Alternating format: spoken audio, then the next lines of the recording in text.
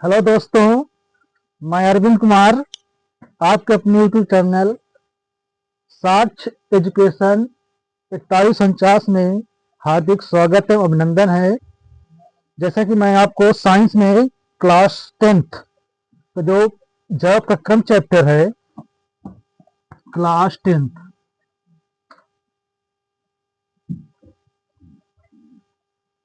जो आपका chapter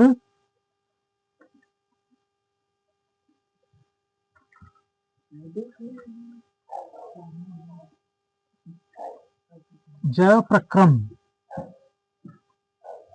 life processes चल रहा था, इसमें मैंने आपको बताया था पोषण तथा पाचन। ये टॉपिक मैंने पढ़ा दिया है। ये टॉपिक है आपका 4 भागों में डिवाइड है। पोषण तथा पाचन, दूसरा है आपका श्वसन, तीसरा है उत्सर्जन, चौथा है आपका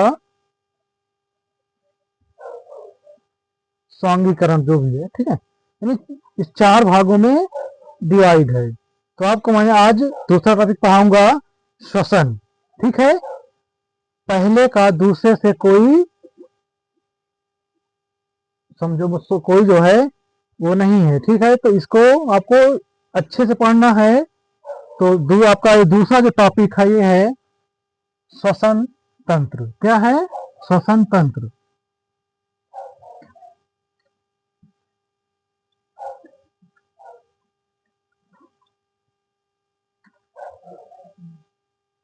रिस्पिरेटरी सिस्टम। ठीक है, देखिए इसमें क्या होता है कि अभी आपने पाचन पढ़ लिया अच्छे से। अब दूसरा आपका पार्ट है श्वसन तंत्र। ठीक है, इसमें क्या है, देखिए श्वसन का तंत्र का मतलब होता है ऑक्सीजन को ग्रहण करना और कार्बन डाइऑक्साइड बाहर करना। क्या करते हैं? ऑक्सीजन ग्रहण करना, ये ऑक्सीजन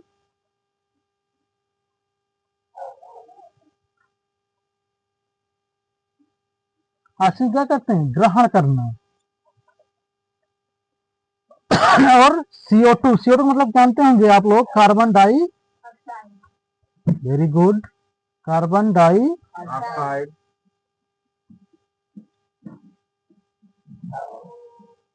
कार्बन डाइऑक्साइड को क्या करना? बाहर निकालना या त्याग करना, यानी कि बाहर निकालना। ठीक है, इतना समझ में आ गया। फिर क्या है? मुख, जो आपका इसे क्या करते हैं? मुख से क्या करते हैं? हम श्वसन यानी कि सांस अंदर लेते हैं, मुख से भी लेते हैं और नाक से भी लेते हैं, है ना, दोनों से लेते हैं। और फिर क्या करते हैं? कहाँ पर?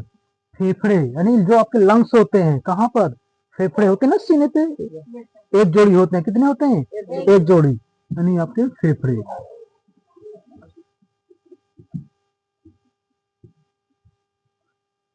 ठीक है, तो इस क्रिया को क्या कहते हैं?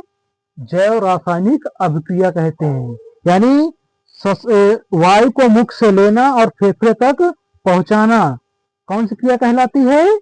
जैव रासायनिक अभिक्रिया। यानी यह क्रिया क्या कहलाती है? जैव रासायनिक अभिक्रिया कहलाती है। बायोकेमिकल रिएक्शन, है ना।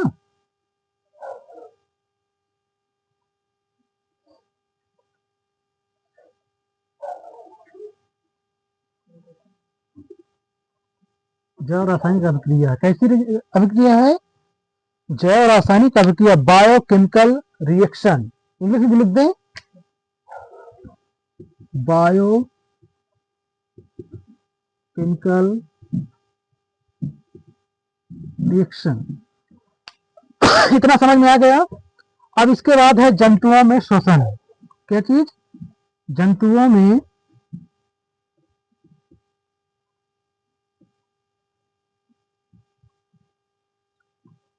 देखिए, जो स्थल में जो जंतु, जीव जंतु है ना, पेड़ पौधे भी श्वसन क्रिया करते हैं, लेकिन जब पेड़ पौधे कहो तो पेड़ पौधे ही बताएंगे। ठीक है, सबके जो श्वसन अंग होते हैं वो अलग अलग होते हैं। कोई क्या करता है, फेफड़े से श्वसन क्रिया करता है ना, कोई ट्रैकिया होती है ना, किसी में क्या होते हैं, किसी में क्या होते हैं बताओ, त्वचा से है ना, कोई गिल्स से है ना, कोई तीनों से करता है। तो सबके अलग अलग श्वसन क्रिया के अंग होते हैं। तो देखिए जंतु अंग जैसे आपका देख लीजिए, मानव है ना, मानव मतलब हम लोग, जैसे मनुष्य है, जंतु है ना, जैसे जानवरों में, जंतुओं में, जंतुओं में जैसे गाय हो गया आपका, भैंस हो गया है ना, ये सब क्या है, यानी मैमल से तो क्या कह सकते हैं, स्तनधारी होंगे। स्तनधारी ये सब आप लोग क्लास 9 में पढ़ चुके हो, किससे कहते हैं, ये सब किससे करते हैं, फेफड़े से। हम लोग किससे करते हैं, फेफड़े से। ठीक है, और जो कीट कीट देखते हैं ना, जो कीड़े मकोड़े होते हैं है ना, जो कीट होते हैं, इंसेक्ट, क्या बोलते हैं, इंसेक्ट, वो किससे करते हैं बताइए, उनमें होता है ट्रैकिया। क्या होता है,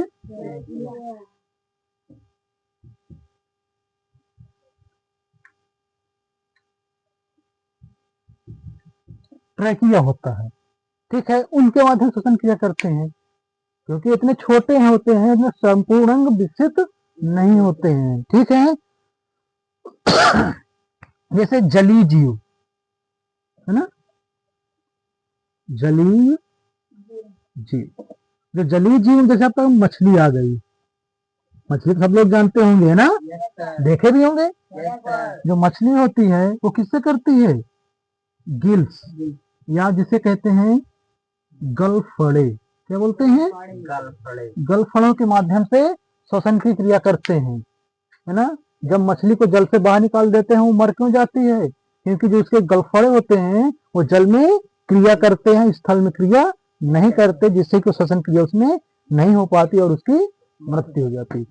मनुष्य क्यों डूब के मर जाता है पानी में, पता है क्यों, क्योंकि जो मनुष्य के जो फेफड़े होते हैं वो जल में कार्य नहीं करते, उनमें जो कुपिकाएं होती हैं उनमें क्या भर जाता है, जल भर जाता है, इसमें श्वसन क्रिया नहीं हो पाती और व्यक्ति की मृत्यु हो जाती है।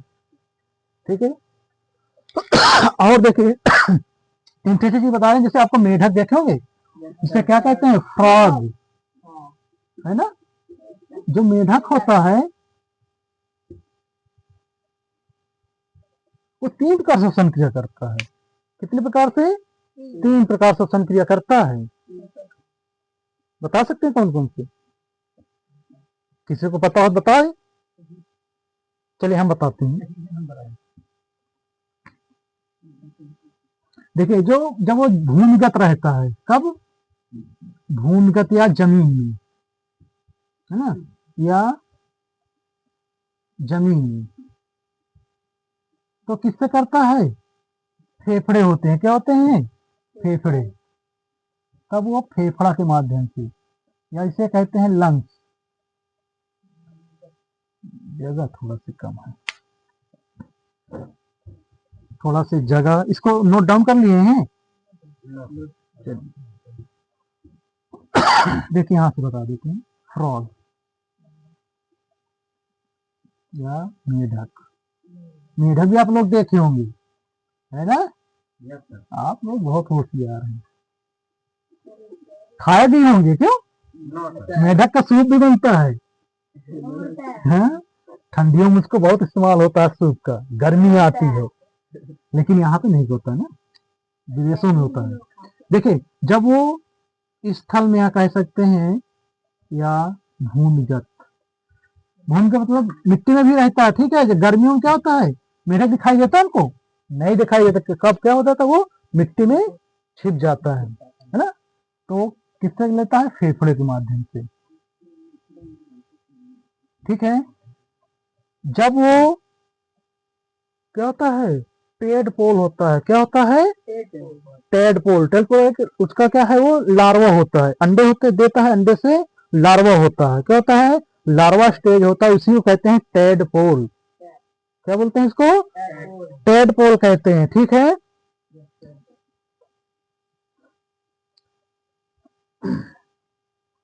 टेडपोल, ये जानते हैं क्या ऐसा होता है? जो आप मछली बच्चे देखे हैं ना, मछली बिल्कुल बच्चे के जैसा होता है। आप उस समय इसमें विभेद नहीं कर सकते, इसको जो है नहीं जान सकते कि मछली है कि ये मेढक का है। जब वो थोड़ा बड़ा वयस्क होता तब पता चलता है हम तो मेढक है ये, नहीं बिल्कुल मछली जैसे दिखता है। तब वो कैसे करता है? बोलो। गिल्स, यानी गलफड़े, गलफड़ों से। ठीक है। और जब वो क्या होता है, मिट्टी में होता है, मिट्टी के नीचे, मिट्टी में गर्मियों में छिप जाता है ना मिट्टी में, किससे करेगा? स्किन से।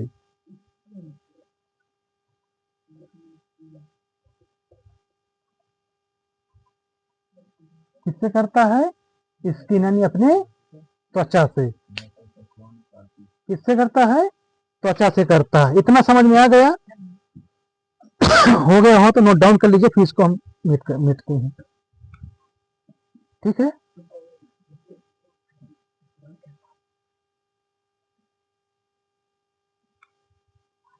इतना समझ में आ गया?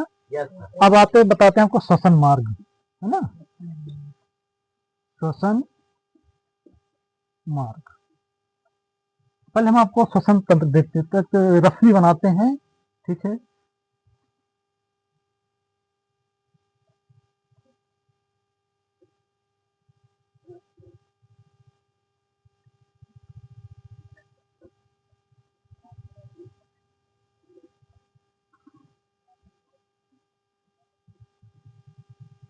देखिए, ये हमारा क्या होता है ना, ऐसे नाक।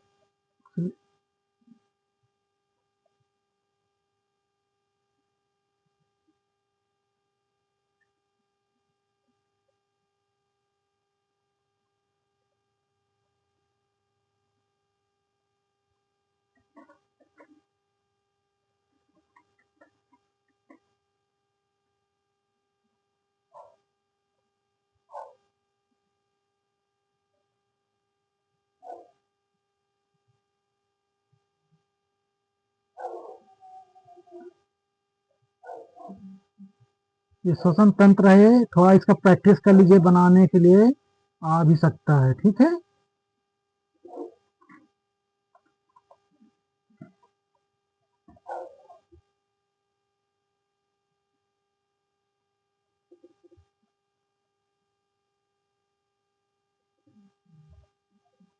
देखिए, ये होता है नासा छिद्र। क्या होता है ये?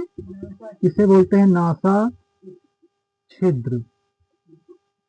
यानी इसी के माध्यम से क्या होता है, वायु प्रवेश करती है हमारे नाक से। ठीक है। मुख से भी प्रवेश करती है। ठीक है। और ये होता है नासा कपाट यहाँ पर। ठीक है। फिर होता है आपका क्या है, ये होता है ग्रसनी। क्या होती है?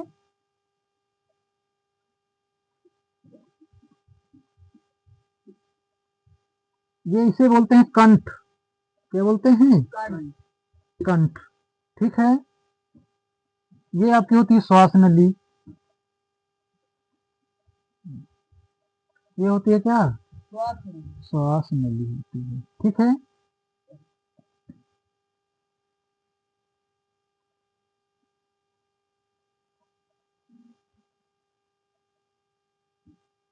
इसे ट्रैकिया भी बोलते हैं। क्या बोलते हैं? ट्रैकिया बोलते हैं। ठीक है।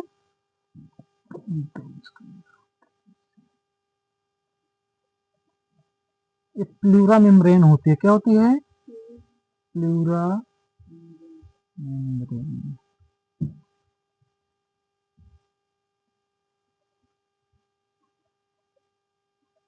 ये डायाफ्राम मेम्ब्रेन होती है। क्या होती है? इसको मैंने आपको बताया भी थी, इसका काम क्या होता है। ठीक है।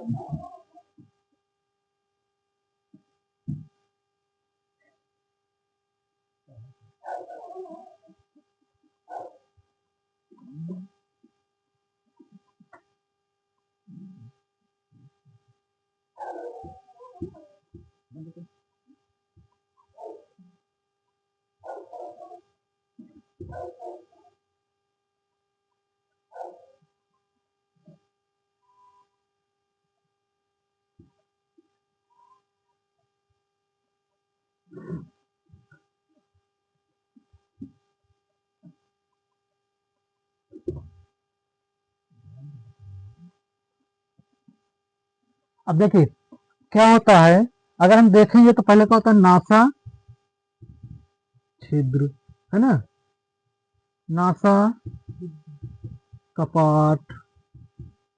अब देखो ये नासा छिद्र से क्या होता है, वायु प्रवेश करती, ठीक है, फिर क्या होता है, कपाट होता है, फिर ये ग्रसनी होती है ना, ग्रसनी यानी ये अंदर होता है, दिखाया जाएगा ऐसे मुंह को करेंगे तो दिखाई देगा करता है ना, ठीक है, इसको कहते हैं ग्रसनी।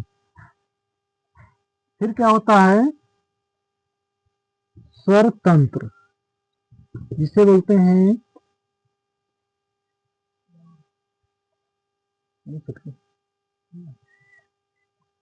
लैरिंग्स, बोलते हैं, क्या बोलते हैं, लैरिंग्स।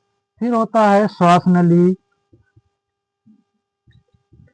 ठीक है, फिर होता है आपका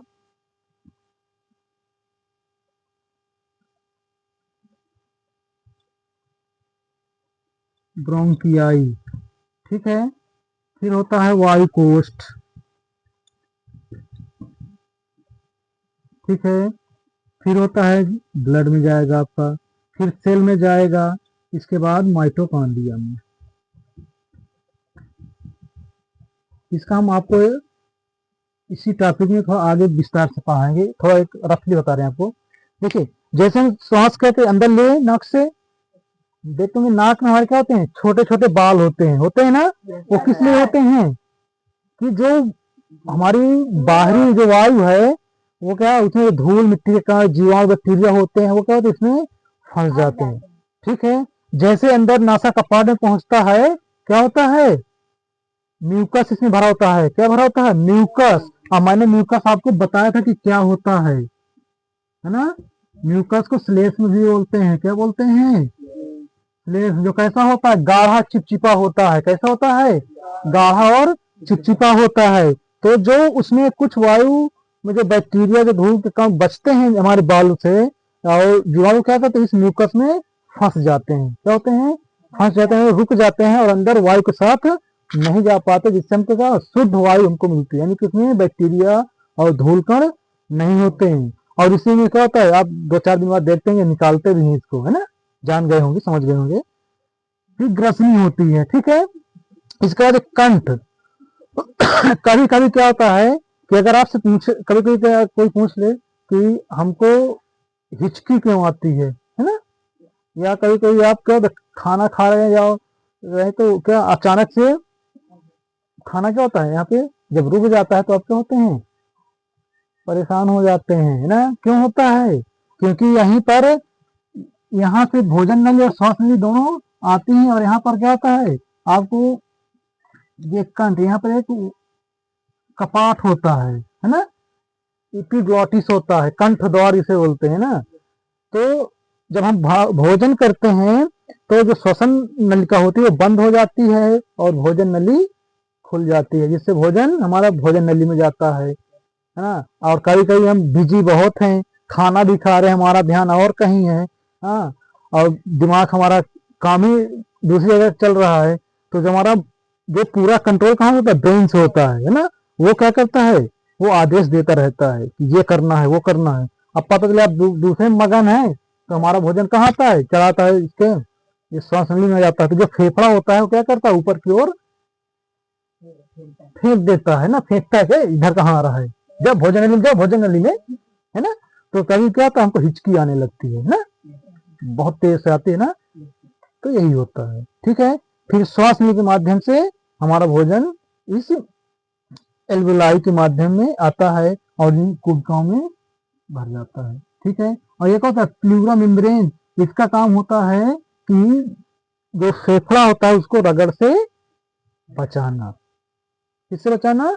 रगड़ से बचाना होता है। ठीक है, तो ये होता है। फिर आपका श्वसनीय में आया, ब्रोंकियाई में आया, फिर वायु कोष्ठ ये होते हैं, है ना। इनमें वायु भरी होती है। क्या होती है? वायु भरी होती है। फिर जब ब्लड शुद्ध हो जाता है, कहाँ पे जाता है? ब्लड में जाता है। हमारे किसमें जाता है? ब्लड में जाता है, यानी खून में। ठीक है, फिर वही ब्लड से कहाँ जाता है? सेल में जाता है, यानी कोशिकाओं में जाता है। फिर कोशिकाओं से माइटोकॉन्ड्रिया में जाता है। ऐसे जो है श्वसन की क्रिया होती है। और ये होता है डायाफ्राम। क्या होता है? डायाफ्राम। ये मेम्ब्रेन बहुत काम करती है ये। जब हम श्वसन क्रिया में वायु अंदर लिए तो हमारा जो फेफड़ा हो क्या होता है? फूलेगा। जब फिर से फूलेगा तो ये जो डायफ्राम है ये नीचे की ओर आ जाती है, आएगी, दबाव पड़ेगा, नीचे क्यों आएगा। और जब फिर के हम श्वास बाहर करते हैं तो फिर ये अपने स्थान पर, यानी क्या करती है? फिर से क्या करती है? पुश करती है ऐसे करके ऊपर की ओर, कि जिसमें वायु, अनावश्यक वायु जिसे हमें आवश्यकता नहीं है उसको बाहर भी करना है। तो ये क्या करती है? ऊपर को धक्का देती है, जिससे जो उसमें वायु होती है वो बाहर निकलती है। और कभी कभी क्या होता है, और ये बनी होती है, इसकी कार्टिलेज की बनी होती है। किसकी बनी होती है? कार्टिलेज की बनी होती है।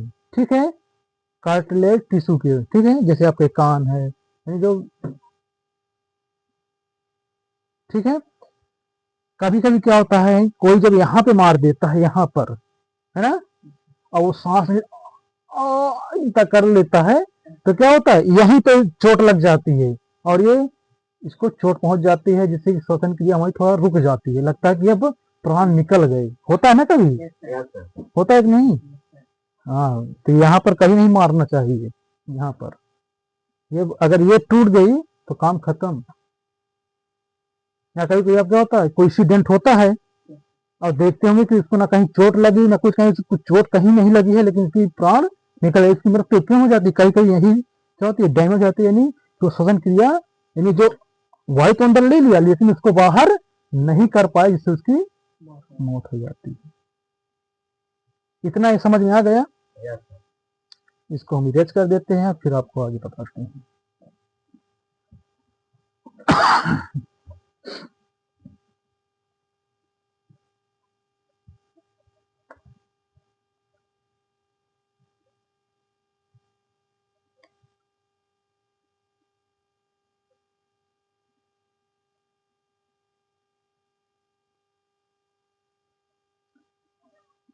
देखिए, मैंने आपको श्वसन अंग बता दिया ना कैसे कार्य करता है। अब समझेंगे श्वसन तंत्र, रिस्पायरेटरी सिस्टम। देखिए, श्वसन एक जैव रासायनिक ऑक्सीकरण अभिक्रिया। मैंने बताया कि श्वसन कैसी है? जैव रासायनिक अभिक्रिया है। ठीक है, जिसमें विशेष मानव अंग, मानव अंग आपको बताया ना, फेफड़ा, एल्वुलाई, श्वसनी, है ना, सभी क्या होता है? वातावरण से क्या करते? ऑक्सीजन को ग्रहण करते हैं। यानी वातावरण की जो बाहरी वायुमंडल में जो ऑक्सीजन है, ऑक्सीजन के साथ कई सभी कैसे आती हैं? ये नहीं कि केवल ऑक्सीजन कार्बन डाइऑक्साइड लेते हैं, उसमें आपका नाइट्रोजन भी आती है, कार्बन डाइऑक्साइड रहती है, ऑक्सीजन भी रहती है ना। तो वो क्या, फिर हमारे सभी को लेते हैं, तो ग्रहण करके उसे कोशिकाओं तक पहुंचाते हैं। कहाँ तक? जो हमारे शरीर के अंदर जो सेल होती हैं उन तक पहुंचाते हैं। अतः श्वसन वह प्रक्रिया है जिसमें कार्बनिक यौगिकों का ऑक्सीकरण होता है। क्या होता है? उनका ऑक्सीकरण होता है। इस प्रक्रिया में CO2 भी उत्पन्न होता है। क्या होता है? CO2 उत्पन्न होता है, जो मानव शरीर के लिए क्या है? अनुपयोगी, उसका उपयोग नहीं होता है। ठीक है, इस CO2 को क्या करते हैं? शरीर से बाहर निकालने की क्रिया क्या क्या कहलाती है? यानी श्वसन अंग द्वारा ही होती है। यानी जो CO2 अंदर हमारे गई, वो उसको बाहर निकालना किसके? एक श्वसन तंत्र होता है। श्वसन अंगों के माध्यम से उसको हम क्या करते हैं? बाहर निकालते हैं। ठीक है, श्वसनांगों का संपूर्ण तंत्र क्या कहलाता है? श्वसनांगों का संपूर्ण तंत्र क्या कहलाता है? श्वसन श्वसन तंत्र कहलाता है। लिख लीजिए इसको, थोड़ा से लिख गया है। चलिए इसको इरेज करते हैं।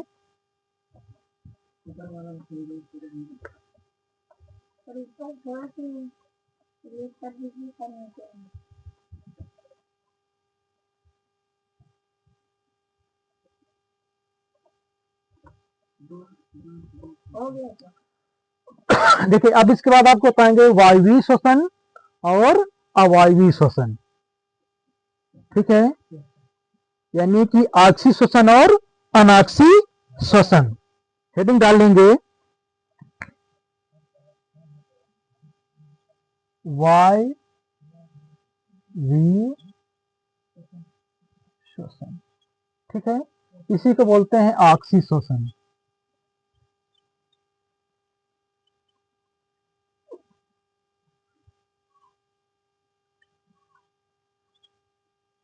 और इधर कर लेंगे अवायवीय श्वसन। अवायवीय श्वसन, ये ऑक्सीजन की ऑक्सीजन की उपस्थिति में होती है अभिक्रिया, और ये ऑक्सीजन की अनुपस्थिति में होती है, इसलिए इसे कहते हैं अनाक्षी श्वसन।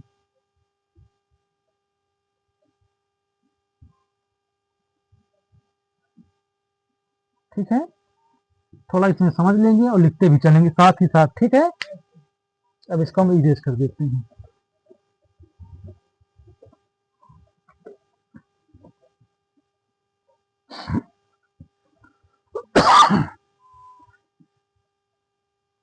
इसमें देखिए पहला पॉइंट लिखेंगे, ठीक है, कि यह क्रिया ऑक्सीजन की उपस्थिति में होती है, यानी कि वायवीय श्वसन में, यानी आक्षी श्वसन, ऑक्सीजन मतलब ऑक्सीजन।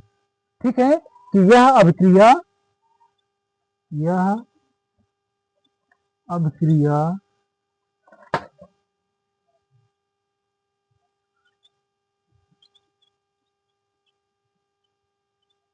ऑक्सीजन की उपस्थिति में होती है। ठीक है, और यह अभिक्रिया, इसमें क्या लिखेंगे, यह अभिक्रिया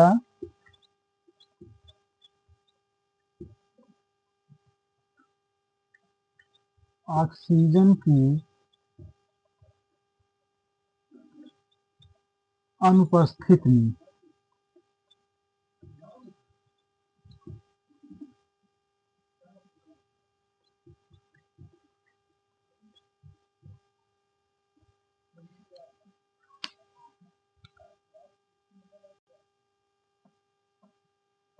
अगला लिखेंगे दूसरा,